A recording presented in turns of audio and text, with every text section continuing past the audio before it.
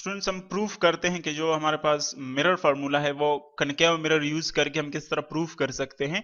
यानी जो फार्मूला हम यहाँ पर मेंशन भी करते हैं, जो फार्मूला हम यूज करते हैं वो हमारे पास है 1 और f इज इक्वल टू 1 और p प्लस 1 और q। अब ये तीन क्वांटिटीज को रिलेट करते हैं, इसको हम मिरर मिरर फार्मूला कहते हैं। अब अगर हम कनकेव मिरर यूज करके तो जो डायग्राम हम बनाते हैं इमेज का और ऑब्जेक्ट का, तो उसको यूज करके हम किस तरह प्रूफ कर सकते हैं, इस फार्मूले को हम किस तरह डिराइव कर सकते हैं। हम यूज करते हैं ये डायग्राम जो कि हमने लेफ्ट साइड पर शो किया हुआ है। देखिए डायग्राम समझना बहुत इजी है। यहाँ पर एक हमने कनकेव मिरर लिया हुआ है, इसके जो डैश लाइन है वहां उसका अपोजिट साइड देखिए रिफ्लेक्टिव है, और जो डैश हमने शो किए हुए हैं इसके ऊपर, इसका मतलब है कि ये नॉन रिफ्लेक्टिव साइड है, यहाँ से रिफ्लेक्शन नहीं होती। अब अगर आप देखें इसका एक ही सेंट्रल पॉइंट जो हमने पी से शो किया इसको हम पोल कहते हैं। इसका एक और पॉइंट जो कि इसके सामने बिल्कुल वो एफ प्रिंसिपल फोकस, यानी जब पैरेलल रेज आती है और फिर रिफ्लेक्ट होती है तो इसी पॉइंट से गुजरती है, तो इसीलिए इसको हम कहते हैं प्रिंसिपल फोकस। इसी तरह इसका जो डबल डिस्टेंस होता है प्रिंसिपल फोकस का, यानी पी और एफ का अगर हम ट्वाइस डिस्टेंस ले लें तो वो होता है सेंटर ऑफ कर्वेचर। यानी एक्चुअली ये वो सेंटर है जो हम कहते हैं कि ये जो कनकेव मिरर है हमने फॉर एग्जांपल जिस स्फेरिकल शेप से इसको बनाया हुआ है हम एज्यूम कर लेते हैं, तो ये उस स्फेरिकल शेप का जो सेंटर है उसको हम सेंटर ऑफ कर्वेचर कहते हैं। और जो रेड लाइन हमने शो की है जो इन तीन पॉइंट से पास होती है उसको हम कहते हैं प्रिंसिपल एक्सिस। इसी तरह अगर आप देखें हमने शो किया हुआ है यहाँ पर एक ऑब्जेक्ट जो कि एफ और सी के दरमियान है, उसको हमने शो किया है ए और बी से। इसका हाइट है एच ओ यानी हाइट ऑफ ऑब्जेक्ट। इससे दो रेज हम लेते हैं सिंपल। एक रे जो है वो देखिए डायरेक्टली ए से आती है, पी को स्ट्राइक करती है, पी से फिर रिफ्लेक्ट होती है। तो अगर आप देखें जब वो रिफ्लेक्ट होती है, जब भी पोल के ऊपर रे आती है और वो रिफ्लेक्ट होती है, तो यहाँ पर दोनों एंगल जो है वो इक्वल होती है, यानी जो एंगल ऑफ इंसिडेंस है वो इक्वल होती है एंगल ऑफ रिफ्लेक्शन के, यानी I is equal to are. इसी तरह अगर आप देखें ये रे यूं चली जाती है। अब अगर आप दूसरी रे यहां से कंसीडर कर ले, दूसरी एक स्पेशल रे हम लेते हैं जो कि पहले एफ से पास होती है प्रिंसिपल फोकस से, फिर स्ट्राइक करती है मिरर को, तो देखिए वो पैरेलल बन जाती है टू द प्रिंसिपल एक्सिस। यानी जो रे पहले एफ से पास होती है फिर रिफ्लेक्ट होती है तो वो हमेशा प्रिंसिपल एक्सिस के पैरेलल रिफ्लेक्ट होती है। अब अगर आप देखें ये दोनों रेज यहां पर कंबाइन होती है, यहां पर मिलती है, इंटरसेक्ट करती है, तो इसका मतलब ये है कि इस ऑब्जेक्ट का जो इमेज है वो यहां पर बनेगा। और इस इमेज को हमने देखिए दिखाया हुआ है ए प्राइम बी प्राइम, और उसका जो हाइट है वो हमने एच आई से दिखाया हुआ है, यानी हाइट ऑफ इमेज। इसी तरह अगर आप देखें एक पॉइंट हमने ई लिया हुआ है, पॉइंट ई यहां पर, यानी जो दूसरी रे है आकर मिरर के साथ स्ट्राइक करती है फिर रिफ्लेक्ट हो जाती है, तो इसको हम ई कहते हैं।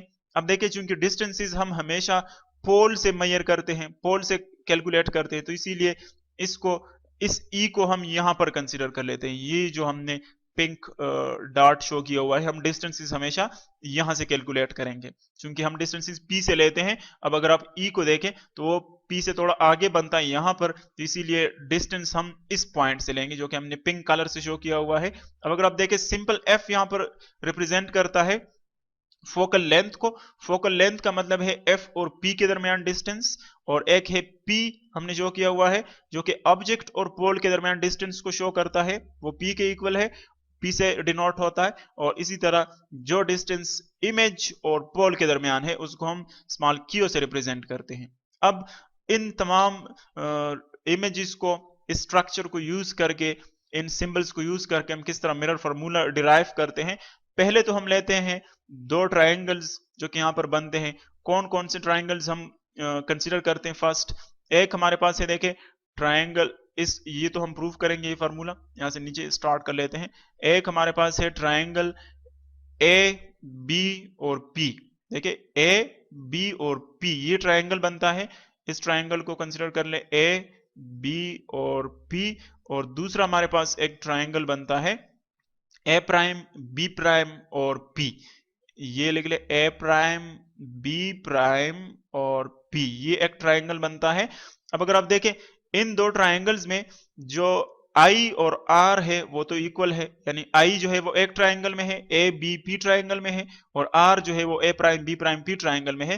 क्योंकि ये दोनों एंगल्स इक्वल है, तो इसीलिए हम कहते हैं कि इन दोनों ट्राइंगल्स के ये एंगल्स इक्वल हो गए।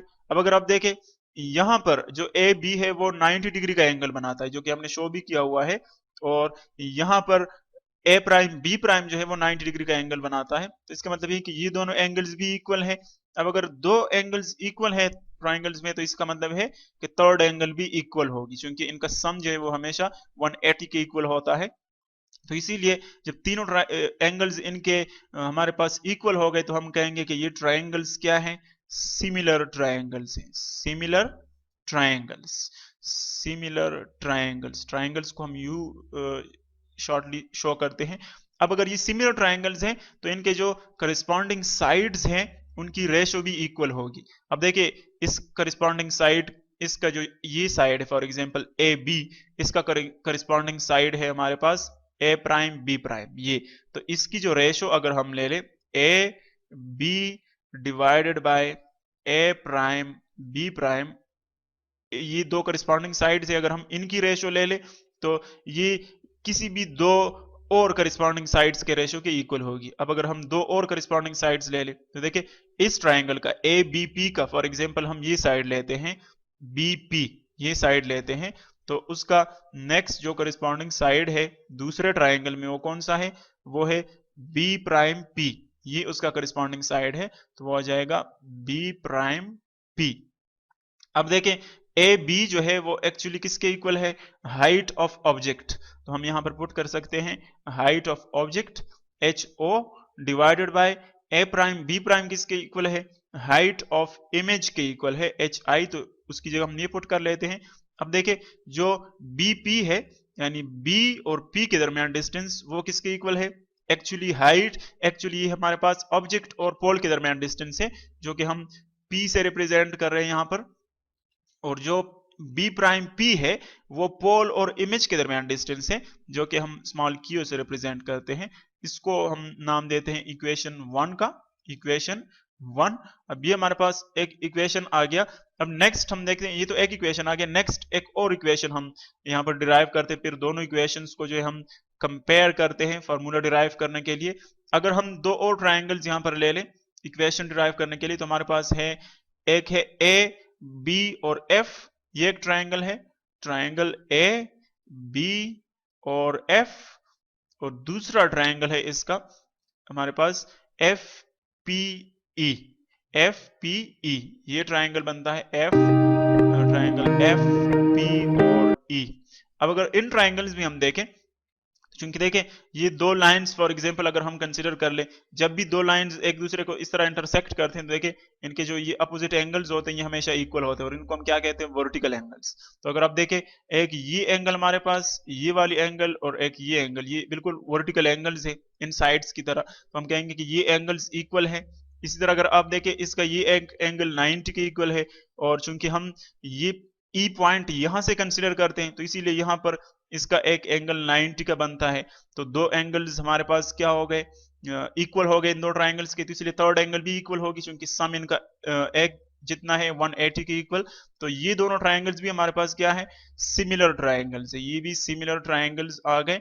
अब अगर ये भी सिमिलर ट्राइंगल्स हैं, तो हमारे पास जो इनकी करस्पॉन्डिंग साइड्स की रेशोज है वो भी इक्वल होगी। यानी अगर हम ले ले ए बी और पीई, ए बी और पीई की रेशो ले ले, ए बी इसका ये साइड और इसका करस्पॉन्डिंग साइड है हमारे पास ये वाला, देखिए पीई या ईपी भी आप उसको लिख सकते हैं, पीई उसका करस्पॉन्डिंग साइड है। अब इसकी रेशो इक्वल होती है किसकी, दूसरी करस्पॉन्डिंग साइड की रेशो की। फॉर एग्जांपल मैं इसका करस्पॉन्डिंग साइड ये लेता हूं बी एफ, एक ट्राइंगल का साइड बी एफ, और इसका करस्पॉन्डिंग साइड जो है वो है एफ पी के इक्वल, यहां पर एफ पी के इक्वल। अब देखें इनको अगर हम सिंबॉलिक फॉर्म में लेके, तो ए बी किसके इक्वल है, हाइट ऑफ ऑब्जेक्ट के इक्वल है, तो यहां पर हम पुट कर सकते हैं height of object, height of object H O divided by height PE जो है, देखिए पीई चूंकि ये दोनों लाइंस पैरेलल है, तो इसीलिए पीई जो है वो ए प्राइम बी प्राइम के इक्वल है, जो कि एच आई के इक्वल है हाइट ऑफ इमेज के। तो ये इक्वल होता है किसके, B F divided by F P. अब नेक्स्ट हम इसको कंटिन्यू करते हैं नेक्स्ट लेक्चर में कि किस तरह हम इसको डिराइव करते हैं।